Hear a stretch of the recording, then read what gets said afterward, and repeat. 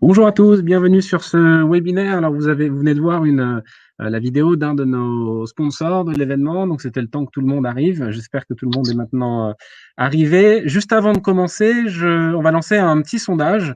Alors la question, selon vous, à quel niveau se situent les freins au déploiement massif de l'éco-conception numérique?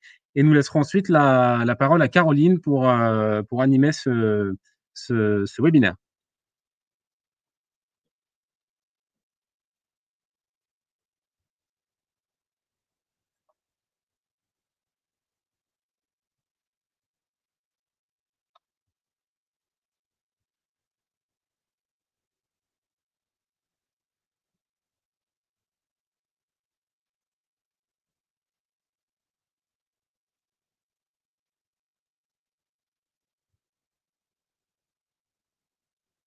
Alors on a 15 réponses, 20 réponses, ça monte.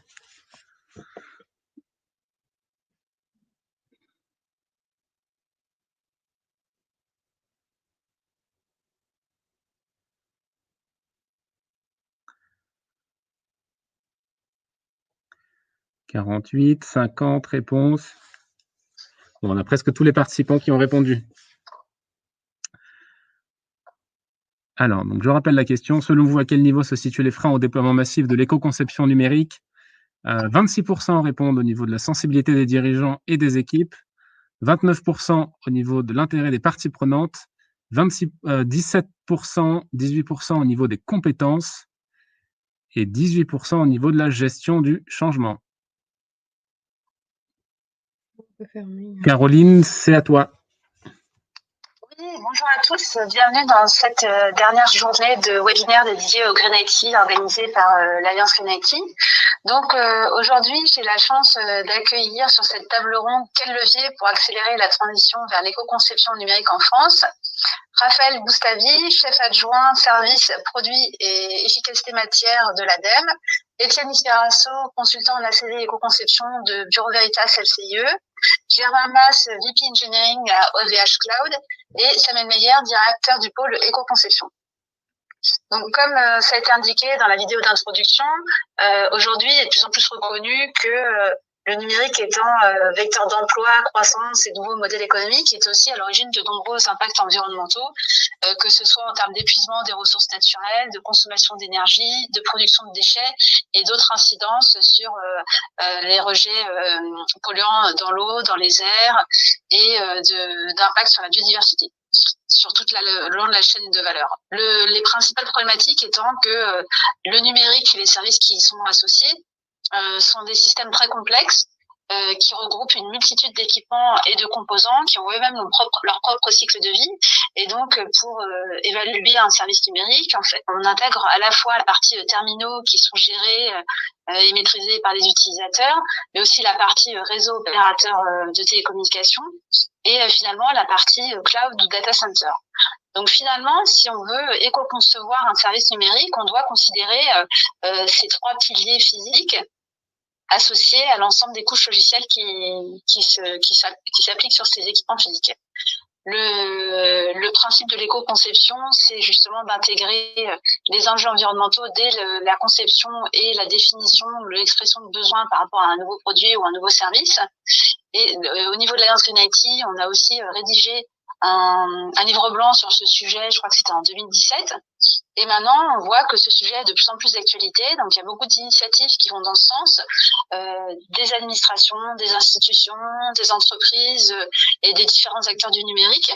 Et ce sujet, il fait partie, c'est un des piliers de la loi AGEC et surtout la proposition de loi du Sénat sur numérique et environnement. Justement, l'idée, c'est d'influer sur la formation des ingénieurs, d'informer mieux le grand public et d'inciter les entreprises à éco-concevoir leurs services numériques.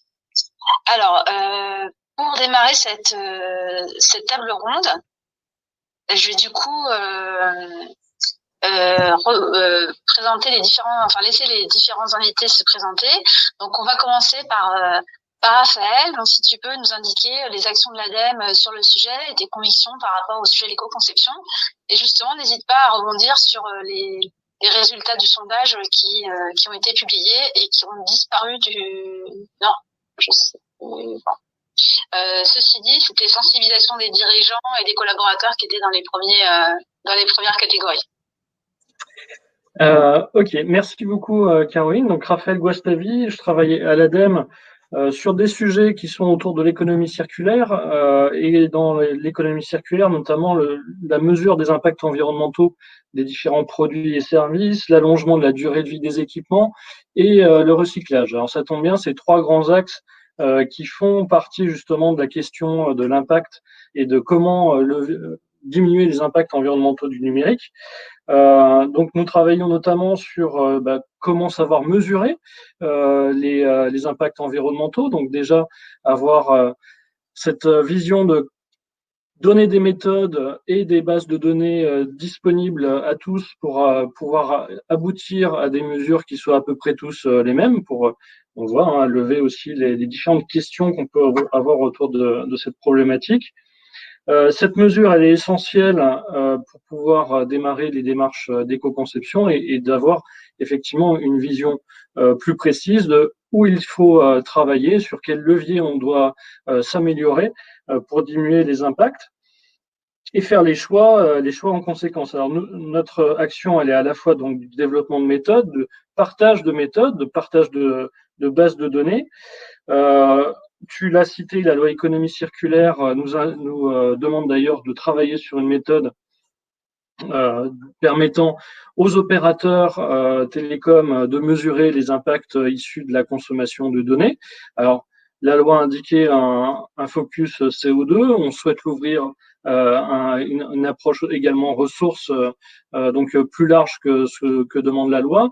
Et pour cause, on est bien dans des démarches de cycle de vie et multicritères. Il ne s'agit pas de regarder seulement un focus CO2 qui, même s'il est très important, c'est pas le seul. Et c'est vrai que la question des ressources est importante dans le sujet numérique.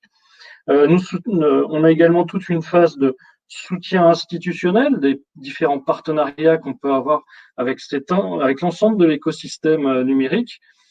Qui est très vaste. Et là aussi, il est important que tout le monde soit mobilisé pour diminuer les impacts. Tu l'as dit, c'est au moins 3 briques matérielles plus la brique logicielle et derrière à la fois des opérateurs qui vont gérer des data centers, qui vont construire et diffuser et gérer du contenu, des réseaux sur lesquels toutes ces données vont transiter et des fabricants qui doivent se poser des questions en matière de durée de vie de leur matériel, de réparabilité, de durabilité, sujets sur lesquels nous sommes également impliqués, notamment avec la préfiguration d'un indice de durabilité. Donc des soutiens aussi qui sont des soutiens financiers vers les entreprises pour leur permettre de mettre le pied à l'étrier et aller sur de l'éco-conception dans leurs services numériques. Nous allons lancer à l'automne un appel à projet éco-conception dans lequel il y aura un volet sectoriel numérique important sous l'angle de la recherche et de la diffusion. Des partenariats qu'on mène aussi avec des acteurs comme l'INRIA, avec qui nous allons travailler sur la sobriété numérique. Des opérations collectives comme celle de Green Concept, que vous connaissez très bien. Donc l'idée, c'est de reproduire ce type d'opération collective partout où ce sera possible. Et puis, un volet aussi qui est important, c'est l'information du grand public, parce que là aussi, on parle de milieu professionnel des entreprises, mais on a tous notre rôle à jouer. On voit bien que les effets rebonds qu'on pourra identifier seront certainement en grande partie liés à des changements de comportement. Donc, informer le grand public sur ces impacts environnementaux et sur les leviers pour, à leur niveau, les diminuer, ce sera également essentiel pour l'avenir. Juste, je ne sais pas si on reviendra après sur les freins et l'éco-conception par rapport aux résultats, mais je ne voudrais pas monopoliser la parole, je n'ai pas regardé, ça faisait combien de temps. Pas de souci, Abel, vas-y, on va te laisser dans ton élan. Sur les freins à l'éco-conception, clairement, je rejoins un peu les réponses. Le manque de mobilisation des dirigeants est un des premiers freins et surtout leur capacité à identifier qu'il ne s'agit pas d'agir sous contrainte avec l'éco-conception, c'est vraiment agir avec une opportunité finalement d'améliorer les systèmes d'avoir des gains économiques. Il ne faut pas le cacher. L'éco-conception, c'est aussi des bénéfices économiques. C'est pas que des bénéfices environnementaux. C'est des bénéfices en matière de savoir finalement avoir une production plus résiliente de façon générale. En tout cas, c'est comme ça qu'on la présente, l'éco-conception, de pouvoir se prémunir finalement de la vulnérabilité que les entreprises auront face aux disponibilités des ressources, face à des enjeux climatiques, face à des enjeux énergétiques de demain. Et puis, pour moi, c'est aussi du coup un manque de culture sur la démarche cycle de vie. On se prévaut parfois de l'éco-conception alors qu'on agit que sur un petit bout du cycle de vie ou que sur un seul critère. L'éco-conception, elle est bien plus générale et systémique. Et ça, du coup, ça renvoie aussi à la question de la formation initiale dans les écoles, toutes les écoles d'ingénieurs, et y compris celles autour des compétences informatiques ou électroniques. Il est nécessaire d'intégrer plus l'éco-conception dans les formations initiales. Voilà, et puis c'est vrai que le changement de comportement, un appui au changement de comportement, puisqu'on on peut être amené à changer de modèle économique avec l'éco-conception, et donc se poser des questions de fond sur le modèle économique dans lequel on est. Merci Raphaël pour cet éclairage. Donc en conclusion, mobilisez-vous, hein, c'est ce que j'ai retenu. Ces entreprises qui souhaitent s'engager dans l'éco-conception sont incitées à y aller par l'ADEME. Il y a tout un tas de dispositifs qui existent sur des diagnostics, des partenariats R&D, de l'innovation, des bases de données. Donc n'hésitez pas à vous positionner sur ce secteur d'activité qui est en plein devenir. Profitez-en, il y a de l'argent à dépenser aussi public sur ces éléments. Donc, je vais passer la parole à Samuel Meyer, donc dirigeant du pôle éco-conception. Donc, Samuel qui intervient depuis des années sur les sujets de l'éco-conception, sur le secteur du numérique, mais pas uniquement, sur tout un tas de secteurs d'activité. Et du coup, lorsqu'on a échangé avec toi, je trouvais quelque chose qui était tout à fait intéressant dans ton point de vue, c'était le positionnement de l'éco-conception dans la stratégie de l'entreprise. Et du coup, est-ce que tu peux présenter un peu les activités du pôle et aussi développer ce sujet-là? Oui, déjà, merci pour l'invitation. Tout simplement, le pôle éco-conception, c'est une association d'industriels qui vise à la performance globale des entreprises par l'intégration du cycle de vie et donc la mise en place des méthodes d'éco-conception. On travaille vraiment étroitement en lien avec l'ADEME, parce que en fait, on a une convention cadre qui nous permet de déployer un certain nombre d'outils de sensibilisation et autres. Donc, on a vraiment un partenariat particulier là-dessus. Et comme tu le disais justement, nous, on travaille pas spécifiquement sur le numérique, mais sur l'ensemble des produits ou services qu'on peut éco-concevoir. Donc, on est plutôt multisectoriel. Donc, on n'est pas des spécialistes du numérique aujourd'hui. Ça va pas être l'objet de mon propos. La première chose qui me semble importante, ça a été abordé par Raphaël, mais j'aimerais qu'on en parle un peu plus, c'est que la pensée cycle de vie, c'est-à-dire de s'ouvrir sur de l'extraction des matières premières jusqu'à la fin de vie en pensant toute la chaîne de valeur, l'usager, les transports et la gestion en fin de vie, c'est un facteur d'innovation. C'est-à-dire on peut trouver de la valeur, on peut générer de la valeur des étapes du cycle de vie qu'on n'a pas identifiées. Et c'est un travail qui est super intéressant et enrichissant parce qu'on va travailler avec des parties prenantes nouvelles, que ce soit des fournisseurs auxquels on n'avait pas pensé, aux acteurs de la gestion fin de vie.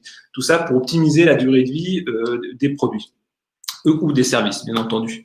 L'autre point qui est important et qui est vraiment, je pense, un point clé sur l'éco-conception numérique, c'est l'évaluation du cycle de vie. Parce qu'en fait, là, on est sur quelque chose que j'appelle, moi, la laideur cachée des produits ou des services, c'est-à-dire que on n'a pas forcément conscience de l'impact qu'on génère de par l'achat des infrastructures ou par, on va dire, les données ou les systèmes d'information qu'on va mettre en place. C'est pas visible, on le voit pas et on n'a pas forcément conscience. Et je rappelle qu'il y a encore peu de temps, on nous expliquait il y a 10 ans que fallait envoyer des emails, que c'était mieux que d'envoyer du papier. Donc, et qu'il y avait cette idée qu'il n'y avait pas d'impact derrière parce que c'était dématérialisé. Et le mot dématérialisé faisait penser qu'il n'y avait pas d'impact tangible derrière. Et c'est pas vrai. Et on commence à le voir. Il faut qu'on le mesure pour pouvoir le suivre. Et le point qui est important, c'est qu'aujourd'hui, si vous voulez, il y a de moins en moins de produits purs. On parle de produits-services. Il y a de plus en plus de systèmes d'information qui sont même liés aux produits, au-delà même du système d'information avec lequel on discute là tout de suite. Et donc, il faut qu'on mesure, et dans l'éco-conception, il faut qu'on intègre ces éléments-là, qu'on le mesure et qu'on trouve les choix éclairés, à la fois pour le metteur sur le marché et puis trouver du bénéfice pour le consommateur. Le dernier point, et alors c'est pour rebondir sur l'aspect, on va dire animation dans les entreprises, c'est le management du cycle de vie. C'est-à-dire qu'à un moment donné, il faut faire vivre l'éco-conception dans les entreprises.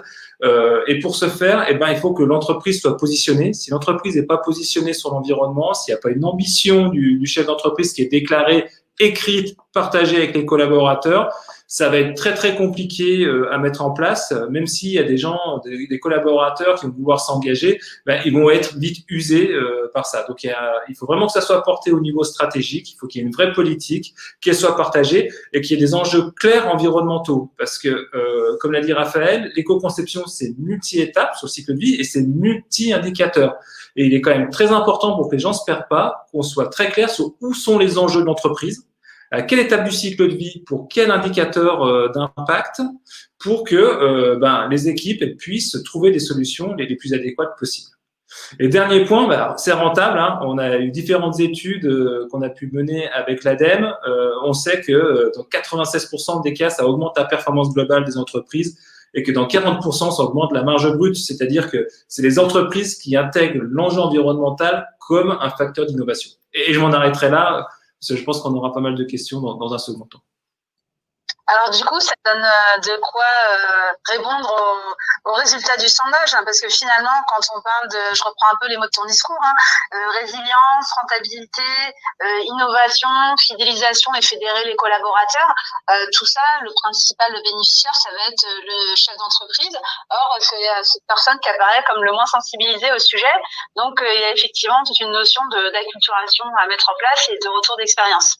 Donc, du coup, on va passer vraiment sur du concret avec l'intervention de Germain Mas, donc VP Engineering chez OVH. Germain, est-ce que tu peux nous partager comment cette approche elle a été intégrée au sein d'OVH, qui est un des acteurs majeurs français du numérique, et aussi par rapport à la réalité du terrain où effectivement on a plein de concepts sur ce qu'il faudrait faire, et après on est confronté à la réalité opérationnelle, et du coup des fois on va saisir une partie du sujet ou une autre partie, il y a besoin d'une maturité, d'une ingestion du sujet en interne. Donc est-ce que tu peux nous partager ton retour d'expérience chez OVH? Absolument, donc fier d'être le premier industriel, on va dire, à pouvoir discuter autour de cette table ronde. Donc au sein de OVH Cloud, nous finalement nous intervenons.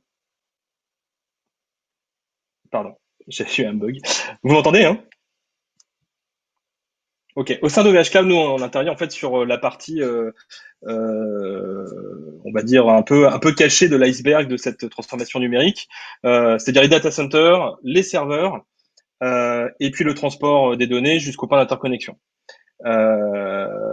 Donc cette partie, elle est fondamentale, et je dirais que dans cette transformation numérique, on parle de plus en plus du grossissement des data centers, de la question des données, et puis on peut aller jusqu'aux questions de l'intelligence artificielle et du big data et de la consommation des ressources, qu'elles soient énergétiques ou des ressources des terres rares et des impacts carbone. Nous, on a vu ça très tôt, en fait. Ça s'appelait pas l'éco-conception, mais et je rejoins ce que Raphaël et Samuel disaient. On a vu très tôt un intérêt à optimiser finalement nos process et nos méthodes. Et donc, on a mis en place chez OVH déjà un système de refroidissement basé sur l'eau, du water cooling, qui nous a permis de supprimer les climatisations des centres de données à l'époque où on en utilisait massivement. Ensuite, beaucoup de choses ont évolué depuis, mais ça, c'est dès 2003. Et donc ça a été une première étape. Le but à la base, il n'était pas spécifiquement dans une démarche d'éco-conception, on en parlait très peu ou pas du tout, mais vraiment dans un but pragmatique en fait, qui était de résoudre une problématique technique de chauffe simplement et quasi directement de consommation d'énergie, donc de réduction de nos coûts. Ça, c'est un exemple qui est très pragmatique d'innovation qui permet justement d'améliorer finalement le coût et d'avoir un impact positif sur l'entreprise. Le deuxième sujet qui est important, c'est aussi la durée de vie de ces infrastructures. Là où comptablement on amortit un serveur sur 5 ans, certains de nos gros compétiteurs vont utiliser des serveurs sur 3 ans. On a, nous, mis en place toute une démarche marketing pour proposer plusieurs vies, plusieurs cycles de vie de nos systèmes et de nos serveurs. Donc, on a une première marque qui est OVH Cloud, et puis après, on a tout un jeu de marques qui permet de réutiliser et de continuer à utiliser les serveurs informatiques sur 7 ans. Donc ça, voilà, l'éco-conception, ça peut être aussi du marketing, c'est important, c'est pas que l'innovation technologique. Et puis, on utilise aussi en interne, sur des services à plus forte valeur ajoutée, des serveurs de seconde génération. Tout ça pour allonger au maximum la durée de vie de nos infrastructures. Évidemment, là aussi, un impact direct puisque on réinvestit moins en capex et donc c'est plutôt favorable pour la croissance de l'entreprise. Bon, ça c'est pour des exemples d'éco-conception d'un hébergeur, d'un cloud provider. Le sujet qui nous intéresse aujourd'hui vraiment, c'est comment on peut engager plus massivement nos clients, nos utilisateurs dans cette transformation numérique afin qu'elle soit la moins impactante possible. Et là, je rejoins ce que Raphaël disait, la clé pour moi est la mesure. Donc, on s'est engagé au sein d'OVH à proposer dans l'année qui vient une API et des interfaces qui permettent à nos clients de constater en temps réel leur consommation d'énergie et également d'avoir leur bilan carbone de leurs infrastructures IT. Pourquoi c'est important? Parce que toute démarche d'amélioration continue démarre par la mesure. Et donc aujourd'hui, il n'y a aucun acteur, très peu d'acteurs, je veux dire, il y en a un américain qui propose d'exposer son bilan carbone, mais c'est une donnée qui est difficile d'accès, qui s'adresse uniquement aux grandes entreprises. Moi, je pense que le sujet est beaucoup plus large que les grandes entreprises. Et donc, proposer ces données à nos clients utilisateurs est pour moi le point de départ à la sensibilisation de ces utilisateurs et ensuite de les aider parce que une fois qu'on a fourni ces données, il faut les aider, les accompagner dans les solutions.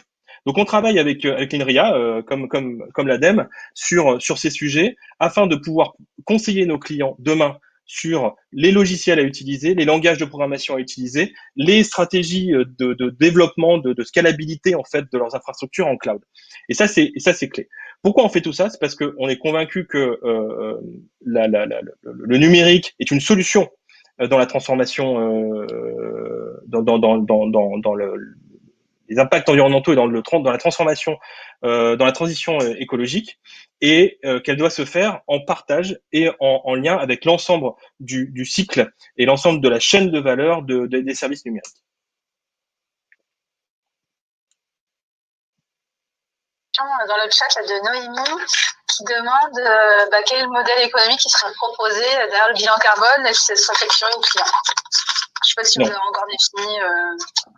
Non, pas du tout. Ça sera pas du tout facturé aux clients, au contraire. Et également dans notre démarche ouverte et collaborative, l'ensemble des développements logiciels qui vont être réalisés en partenariat avec l'INRIA seront open sourcés de toute façon pour que l'ensemble de la filière puisse en profiter. Du coup, un grand acte de sensibilisation côté OVH sur le développement de la mesure. Merci Germain. Du coup, la transition est parfaite pour passer à l'intervention de Étienne Spirasso. Donc Étienne, tu es ingénieur éco-conception chez LCI Bureau Veritas, donc expert dans tout ce qui va être aussi éco-conception numérique et de services numériques. Et toi, tu voulais plus particulièrement nous parler de la mesure et notamment du projet Négaoctet. Oui, effectivement. Alors pour revenir un petit peu aussi sur ce qui a été dit, on a parlé de cycle de vie et multi-indicateurs, multi-critères, et je veux réinsister là-dessus parce que c'est important. Pour donner quelques chiffres sur les études qu'on a menées, par exemple sur les impacts du cycle de vie des services numériques, on se rend compte que en fonction des indicateurs, entre 40 et 100% des impacts, pratiquement 100% des impacts viennent de la phase de fabrication, viennent des équipements, viennent de ceux qu'on a considérés comme étant immatériels, mais dont on se rend bien compte que ça ne l'est pas. Et donc, il y a vraiment cette logique-là de prendre en compte tout le cycle de vie, depuis la fabrication des équipements, leur usage bien entendu avec la consommation d'énergie et également leur fin de vie. Euh, alors, bien évidemment, ça entraîne une certaine complexité. Alors, complexité par rapport à la complexité des services numériques en eux-mêmes. Je pense que tout le monde autour de la table on en a bien conscience. C'est des services qui font appel à beaucoup d'équipements dans des lieux géographiques très différents, c'est mondialisé, qui font appel également à des équipementiers, à des fournisseurs très différents, tant et si bien que personne ne maîtrise l'ensemble de la chaîne. Et puis au sein même des équipements, il y a une certaine complexité. On est sur des produits électriques et électroniques complexes, euh, du smartphone avec plusieurs centaines de composants au serveur à plusieurs milliers de composants, et une chaîne de production complexe qui entraîne forcément une difficulté de prise en compte. Alors, c'est pour ça qu'effectivement, pour pallier à cette difficulté-là, il est important de disposer, comme le, comme le rappelait Raphaël, de méthodes, de bases de données qui permettent de combler les vides, en fait, et d'accéder à des données que, que les gens qui veulent éco-concevoir leurs services numériques n'ont pas forcément accès par défaut. Euh, Tout ça, effectivement, c'est ce qu'on mène notamment dans le cadre du projet NegaOctet, qui a pour vocation de mettre à disposition une méthode et une base de données pour un peu simplifier, pour finalement, quand une personne, quand un organisme est convaincu d'aller dans une démarche d'éco-conception, quand elle est suffisamment sensibilisée, quand elle veut se lancer, elle puisse avoir les outils de le faire pour aller et vraiment, comme on disait, dans la mesure et dans le calcul des résultats. Et c'est vraiment important parce que ces mesures-là permettent de mettre finalement le doigt là où euh, on génère le plus d'impact et d'éviter la problématique inverse de finalement passer beaucoup d'efforts à éco-concevoir une partie qui finalement est assez négligeable dans dans le schéma global des impacts environnementaux du service numérique. Euh, donc on est vraiment dans cette logique-là d'information, de mise à disposition d'outils qui permettent de mesurer de manière pertinente les impacts environnementaux. Et puis j'aimerais faire également un dernier point, il était également dans la liste du quiz et on n'est pas forcément passé dessus, mais c'est le côté réglementation. Euh, si c'est vrai que jusqu'à présent on avait assez peu de réglementation qui poussait à l'éco-conception des services numériques dans leur globalité, c'est des choses qui évoluent assez rapidement. On peut citer l'exemple de l'article 13 de la loi GEC qui va imposer au 1er janvier 2022 les opérateurs télécoms à communiquer les impacts CO2 de la fourniture de données. Et puis, on a également des mesures et des réflexions en cours de part d'un côté la Convention citoyenne pour le climat et également des mesures qui ont été élaborées par le Sénat. Alors, ces deux-là ne sont pas pour l'instant traduite en réglementation, mais on voit bien qu'il y a un contexte global sur la réglementation qui pousse de ce côté-là. Donc j'imagine qu'on en parlera un peu plus par la suite. Ok, merci beaucoup Étienne de ton intervention. Donc on voit que existe, que les bases de données sont en train de se consolider, qu'on a des acteurs majeurs et des institutionnels qui sont impliqués. Moi, j'avais une question aussi par rapport au retour d'expérience que vous pouvez avoir. Du coup, peut-être au niveau ADEME pour l'éco-conception et aussi LCIE, vous interviennent tous sur plusieurs filières sur les sujets de l'éco-conception et de l'affichage environnemental.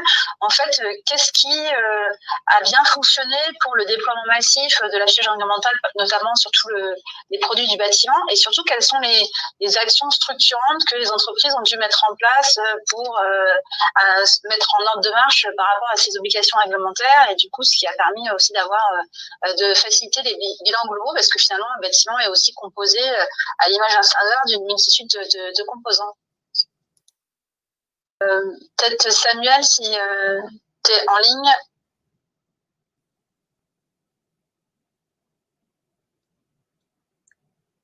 Samuel, on ne t'entend pas, on ne voit pas. On voit du coup peut-être Raphaël en attendant que Samuel se reconnecte. Et Raphaël qui est en mute. Ouais. Oui, j'apprends effectivement sur cette interface. D'ailleurs, vous aurez vu une des réponses que j'ai données dans les questions et réponses. Il y a écrit Étienne, mais en fait, c'était Raphaël. Petit bug à l'affichage. Alors, sur la question affichage environnemental, de façon générale, on voit qu'il y a une grosse envie des parties prenantes, des entreprises, de pouvoir apporter de la transparence aux consommateurs.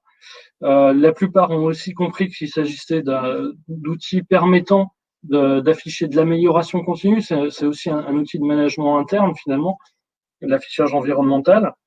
De se dire on a un produit ou un service qui vaut un D ou un E, comment faire pour arriver à un B ou un A. Donc un outil de management interne, un outil donc d'amélioration continue et un outil qui permet de rassurer le consommateur et de lui permettre de faire des choix éclairés. Après, dans la diffusion, alors ça c'est la théorie. La pratique, c'est tous les freins qu'on a déjà exprimés qui vont venir encore plus fortement s'exprimer et sans vraiment accompagner souvent par un coup de main externe l'action, on a du mal à vraiment aboutir à une réelle prise en compte de ces outils. Et ça, c'est un peu la difficulté qu'on a sur différents secteurs. Je pense par exemple au secteur textile, pour citer autre chose que le numérique. C'est une volonté forte, une prise de conscience, mais un passage à l'acte qui reste compliqué et sur lequel on est sans cesse en train de devoir rassurer et rappeler ce qui a été dit par Samuel notamment, que derrière, on a vraiment des bénéfices à mettre en œuvre ces démarches d'affichage environnemental et donc d'éco-conception. Vraiment, pour nous, c'est deux outils qui sont fortement liés. Je vois que Samuel est revenu, donc peut-être compléter ce que je viens de dire sur cette approche. On va juste me repréciser la question, parce que je sors tout le temps, là. Il y a un souci avec le système. Répétez la question. Du coup, oui, Samuel, la question, c'était l'éco-conception. Aujourd'hui, on souhaite la développer sur le secteur numérique. Et de ton expérience sur d'autres secteurs d'activité, qu'est-ce qui a été un levier ou un déclencheur pour un déploiement massif? Et aussi, quelles ont été les démarches structurantes qui ont dû être mises en place au niveau des entreprises ou des organisations? Alors, le premier, moi, pour l'avoir vécu il y a plus de 20 ans dans le mobilier, c'est le marché. Si le marché bouge, je peux vous dire que ça va aller très très vite, ça va aller plus vite qu'avec la réglementation. Moi, j'ai le souvenir d'avoir eu des demandes clients qui nous demandaient de plus mettre de PVC dans des armoires à rideaux. On a changé de matériaux, c'était plus cher, mais ça a été fait en 2 mois. Ça a été vite réglé. Il y a personne qui allait discuter pour savoir si on pouvait avoir du temps ou est-ce qu'on pouvait pas mettre d'autres choses, etc. Donc le marché, si le marché bouge, si les clients sont intéressés, là pour le coup, je pense que tout le monde va y aller, même ceux qui sont pas motivés. L'autre point, c'est un problème de volonté. On l'a dit, c'est-à-dire que aujourd'hui, il faut arriver à s'organiser et que les entreprises qui font de l'éco-conception, faut se le dire, c'est les entreprises les plus innovantes, c'est-à-dire c'est celles qui sont le plus décloisonnées possible, parce que c'est quelque chose de transverse. Germain en parlait tout à l'heure, il disait oui, c'est aussi du marketing.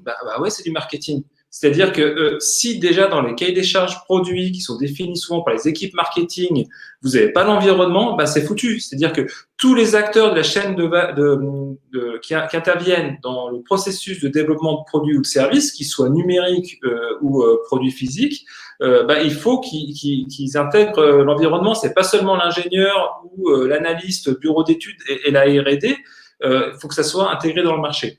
Et puis le dernier point, c'est que pour avoir eu quelques déconvenus, notamment avec des systèmes, des box, je citerai personne, sur lesquels il y avait un aspect environnemental, il fallait appuyer dessus, on le mettait en route, il fallait en faire la demande, et puis que c'était beaucoup plus long pour se connecter, ça marche pas. C'est-à-dire que si on veut que les offres éco-conçues elles soient acceptées par le client, il faut qu'elles soient légères, plus légères que les anciennes. C'est-à-dire que il faut pas mettre de la contrainte par l'environnement. Et c'est-à-dire qu'il faut trouver un jeu gagnant-gagnant entre la réduction des ressources qu'on va mettre à disposition pour un service et le service rendu. Et c'est là où il y a beaucoup d'intelligence à mettre en place, et c'est là où je parlais d'innovation tout à l'heure, et de nouveaux marchés et de nouvelles solutions. Donc il y a quelque chose de très très intéressant à aller chercher là, parce qu'on va imaginer des solutions auxquelles on n'aurait jamais pensé avant. Merci Samuel de ton point de vue. Et du coup, Étienne, si tu peux compléter, comme aussi tu as une expérience multisecteur d'activité sur le déploiement de l'éco-conception. Oui, bah, pour refaire le parallèle avec le bâtiment, c'est un secteur qui est intéressant parce qu'on retrouve cette même complexité finalement en termes de nombre de produits, de nombre d'acteurs, même si bon, on n'a pas un parallèle exact, mais euh, ça reste assez intéressant de faire la comparaison. Et en fait, ce qui s'est passé dans le bâtiment, c'est qu'on a déjà eu une grosse période, 10-15 ans d'activité d'éco-conception basée sur du volontariat, avec des labels qui se sont, se sont créés, BREEAM, LEED, HQE, avec une forte montée de la part des promoteurs et puis forcément de toute la chaîne amont, de tous les fabricants de produits de construction et d'équipements qui ont été obligés de s'aligner par rapport à leurs donneurs d'ordre. Euh, et puis est venu avec en termes ACV, avec plus C-, donc la RE 2020 qui va être mise en application prochainement, est venue la réglementation.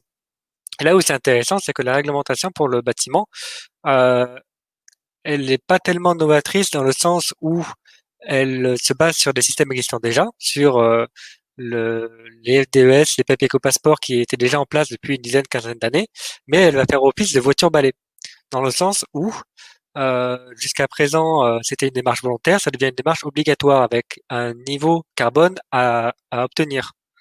Euh, donc, ça force nécessairement hors du marché un certain nombre d'équipements et s'ils ne sont pas prêts, un certain nombre de fabricants. Parce que évidemment, dans ce cas-là, si on si on ne répond pas à la réglementation, on est écarté des marchés. Donc c'est intéressant de voir comment la réglementation peut rentrer en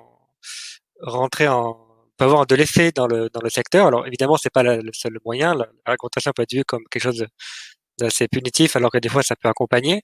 Mais c'est intéressant de voir comment ici elle a été mise en place et de voir que finalement elle s'appuie sur de l'existant pour aller plus loin et pour permettre un peu de clarifier le marché et de dire maintenant le niveau minimum d'exigence c'est ça et je veux que tous les produits respectent ça. Et après avec des seuils qui potentiellement par la suite peuvent évoluer, comme on le voit par exemple avec la directive éco-design au niveau européen. Donc c'est aussi un message que je pense est important de faire passer dans le secteur des services numériques, c'est que pour l'instant on est encore dans une phase où sont valorisées les démarches volontaires parce qu'il y a encore beaucoup de choses à faire. Et c'est justement l'occasion de s'en emparer avant qu'on arrive dans une phase dans quelques années où on sera sur quelque chose de beaucoup plus intégré, beaucoup plus standardisé dans le monde des services numériques et où potentiellement on arrivera sur des réglementations plus contraignantes. Et dans ce cas-là, effectivement, ceux qui n'auront pas pris d'avance risquent de se retrouver pénalisés.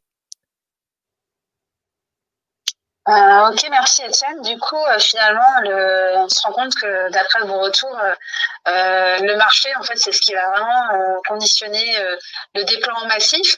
Le marché va au-delà de la motivation des chefs d'entreprise, de la réglementation, etc.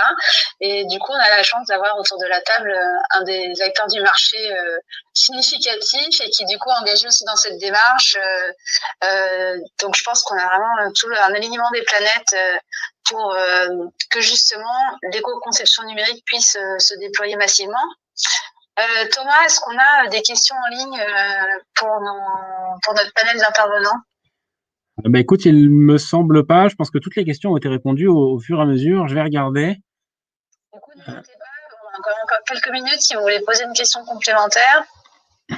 Oui, on en a beaucoup.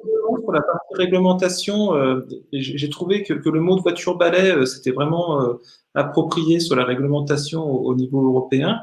Mais il y a un autre aspect à la réglementation, c'est qu'elle donne les références. C'est-à-dire que et c'est pour ça que vous avez des soutiens de l'ADEME, par exemple, pour le financement, on va dire, des expérimentations sur le numérique, etc. Puis à un moment donné, quand les méthodes, etc., sont consolidées, elles passent dans le réglementaire. Et quand elles sont dans le réglementaire, elles sont fixes. Donc, agir aujourd'hui dans le numérique, c'est aussi construire les futures réglementations parce que c'est vous qui allez mettre en place et proposer les futurs référentiels. Donc, c'est aussi de se lancer en amont, une manière de faire un peu du lobby sur le champ des possibles dans un second temps.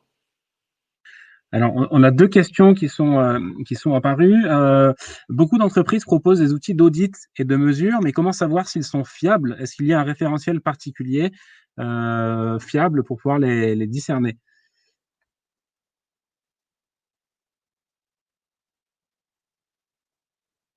Alors, je sais qui veut répondre à cette question sur les outils.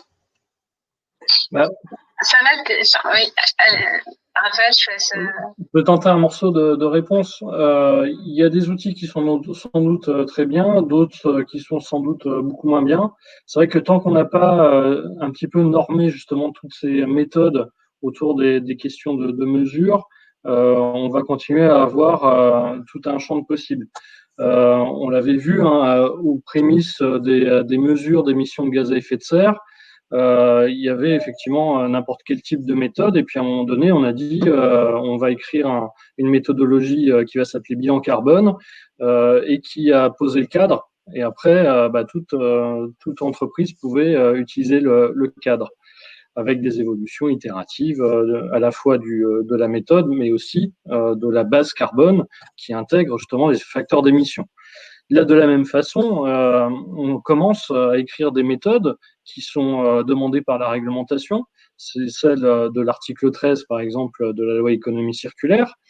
C'est ce type d'éléments qui vont faire naître des PCR, des référentiels qu'on pourra aussi monter à un niveau européen, puisqu'on est aussi dans une problématique qui n'est pas que franco-française. À un moment donné, il faudra que ça puisse être cadré au niveau européen à minima, si c'est pas au niveau international.